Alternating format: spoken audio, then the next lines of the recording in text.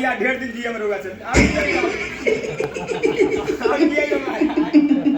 दोस्त में तो लसन नहीं खस यार ए बबुआ हां तू अपन पहले ढाला बंद कर दूल्हा छोटे हो जाता है तरीके से राउंड करो वही ना महाराज जमीन के खर्चा राम जी के बहुत बढ़िया पानी रोगा हजार में अब पकाई लिया अब एक के मन आवरी लिया लो तू बच्चा रो ले बहुत बढ़िया रोगा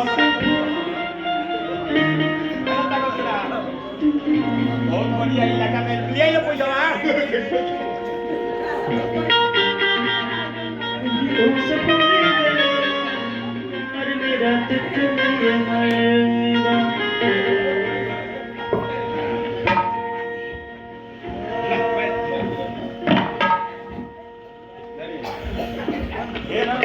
दूल्हा के फगुआ कर लेता है दूल्हा के ऑक्सीजन कार्बन डाई बंद कर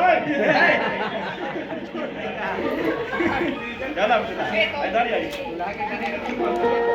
कार्बन डाइऑक्साइड बंद करता है काल ने कम ले रहल बियाह होई तो रेडीमेड कनिया से काम घिचत रह तो नौ के ना रहो दुलाइन खाना भइल भई त बुझा त तोरकुल को लबन टकाई बा ए बबुआ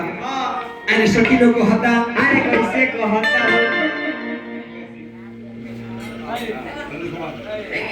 बा दुल्हा दुल्हा अपनी शादी में तू अड़िए जेबो ना तो मरी आई हां बा मारे कितना बढ़िया केदार बहुत हंसमुख लइदार आदमी बानी करू वाला अब सब पैसा ऊपर के मन दिले महाराज आ एने पैसा न दब सब खादरे पड़ जाई पैसा वाह वाह सखी लोग को हता पहिरावो सिया जी तो पहिरावो सिया राम के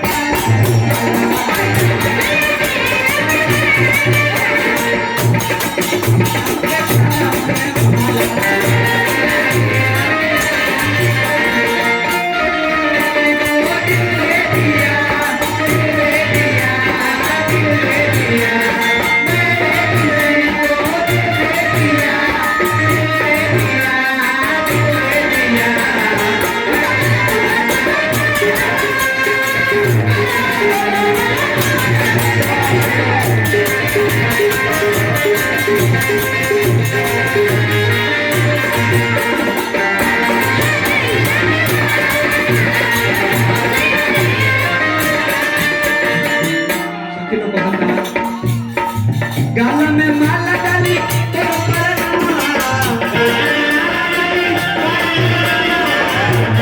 माला डाली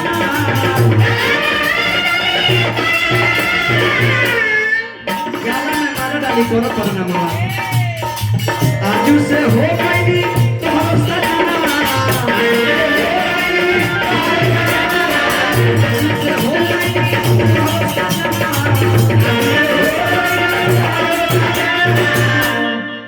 सजनवा के नाम बदाम जी तो हंसता नहीं हो